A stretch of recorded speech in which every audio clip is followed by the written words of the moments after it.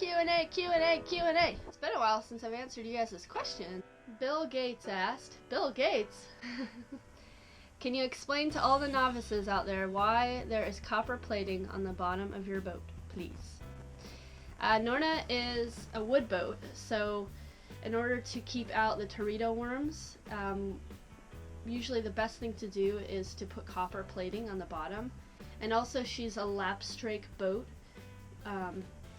so trying to have paint or any of that on Norna would be so easily scraped off.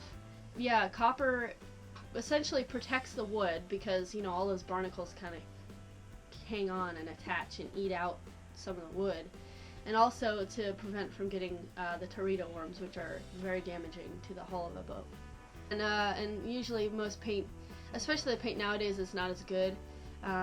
You just scrub it and it just comes right off.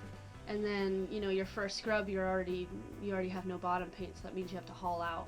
Greg Delazinski said, we used copper epoxy and it lasted 12 years. I tried epoxy with copper powder and it was a fail. I've done a full 5-part video review of it over the years. It's on our YouTube page. Oh, that's pretty cool. Thank you for that.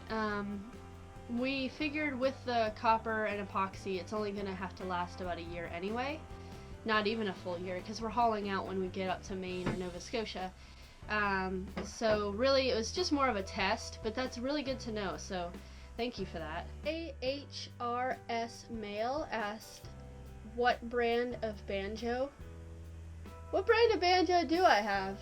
You don't know? Yeah, we don't really know. I think it's a home-built one. Maybe from a kit. Don't die, phone. Emmanuel Pose asked, when are you going to fix the roof from leaking? Just because you have a wooden boat doesn't mean it has to leak. You know what? We've come to the conclusion that we can't keep it up. Yeah, you want to come help? Summer Davis asked, I was wondering about your hurricane plan. What do you do in the event of one? Have you or Pete ever been in one before?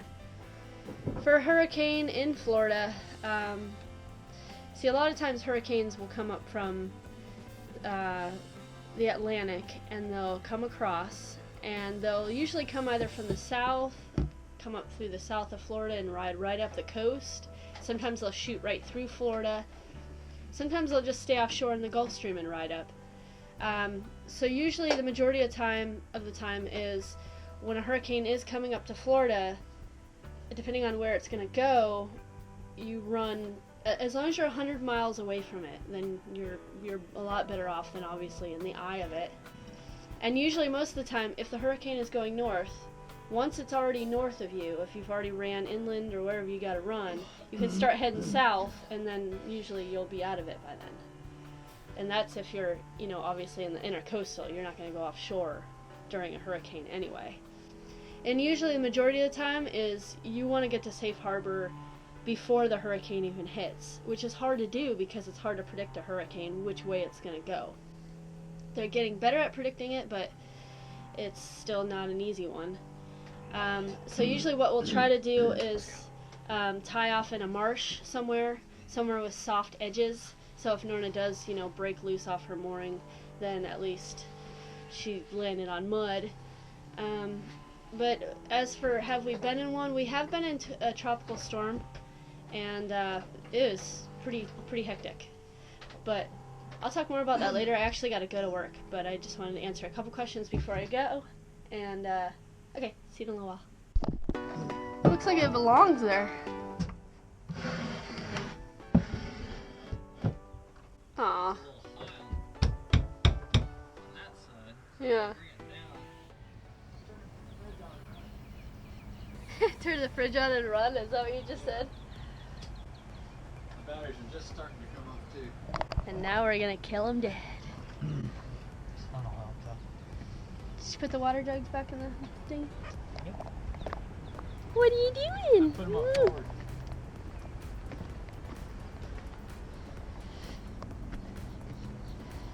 Should I grab both water jugs or just one? Yeah, just grab one. We're going to take showers, I'll bring them. Okay.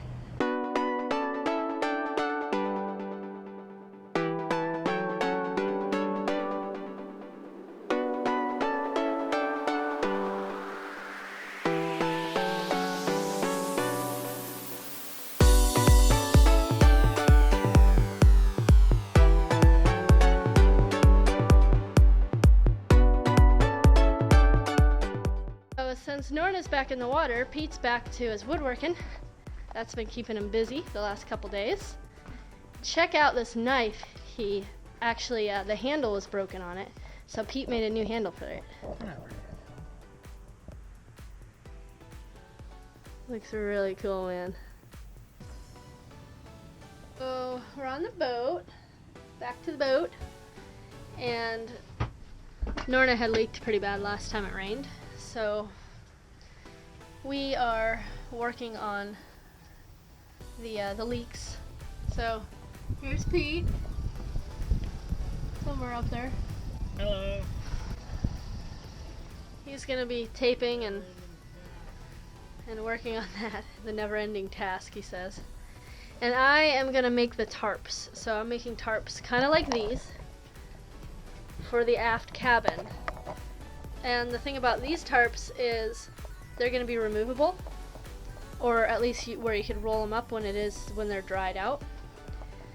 That way they're not like cumbersome and in the way. But if it is raining and we're laying in the bed at night and we want to, you know, sleep, instead of having to put umbrella covers over top of us, you know, like on our bed sheets, we can actually just unroll our tarps and then sleep in comfort, hopefully. We got black tar on our cushions I made. Those things aren't even very old and we already got tar on them. First, I gotta mark this umbrella in order to see how it fits. I'll try to kind of jump back and forth between Pete working and me working. Welcome to my bed. I guess I'll do Pete's side first because Pete's side leaked the worst. I'll do the back, you know what I mean? Oh wait, this was Pete's side. Do the side while it's in the shade, and then I'll do the back, and then I'll do that side. A couple things, as you always do when you're doing projects like this. I'm thinking, oh, we'll just put a tarp up and it's not going to be as easy as the underdecks. Now, there's a couple things. There's a light right there. If we put up the tarp, we're going to want a light. So what I'm going to do is I'm going to have the tarp come along, and then I'm going to cut it out along here and back down and then over. And then we got a fan. So I'm going to cut it up around the fan, around this beam, because these beams are huge, back down, over, and then around that and back there. So I also realized I didn't bring a tape measure. So this is going to be my utensil of which I'm going to measure.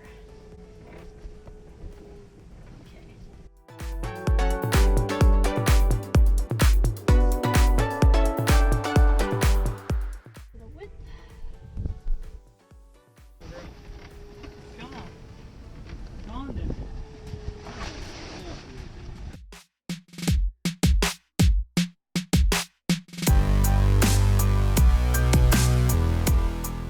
Laid out on deck. I labeled everything so I kind of know where everything is, and now I'm going to use this hatch as a straight edge so that I can mark where I need to cut it.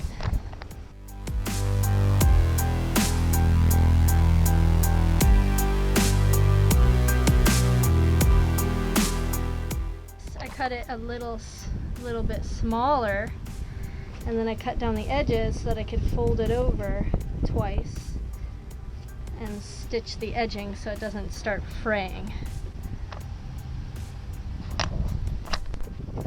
Don't fly away. Okay. Okay. Okay, now to see how it fits. Okay. There's one side. Now for the other. Tired already.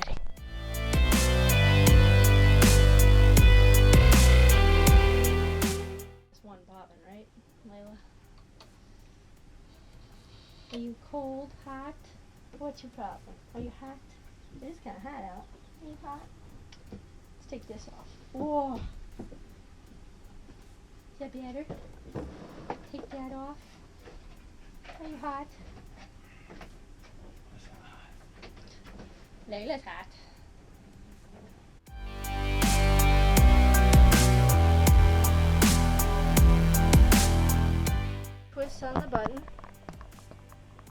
and this is the button. So you go twist, twist, and you come around and you go from the top down to the bottom, and then around, and then you string it this way.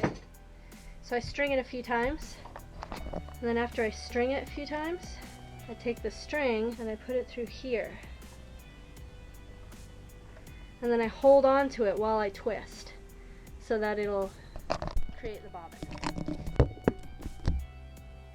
At least for the first little bit. Oh, pop it over.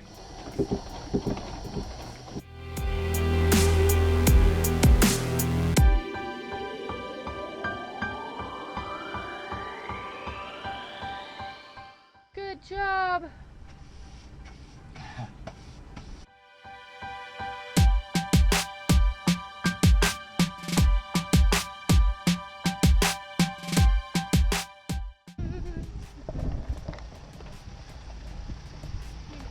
Good job. Everybody's doing a good job. I have these little curly Q things, and I'm gonna screw them up where the tarp's gonna tie, and then I'm gonna tie up the tarp and see how it looks. So I had the easiest time putting those circly things up. I don't know if I had superhuman strength at the moment, but for once it actually went easy, which makes me wonder if, because it's never easy.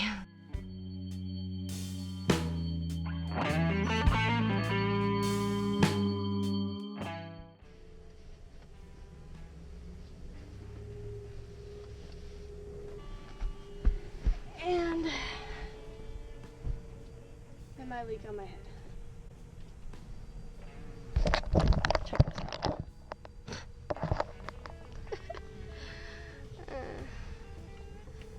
It could possibly leak on my head.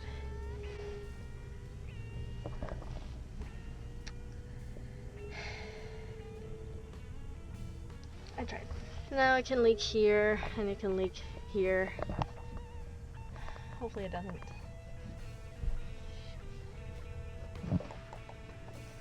Now to sew the other side.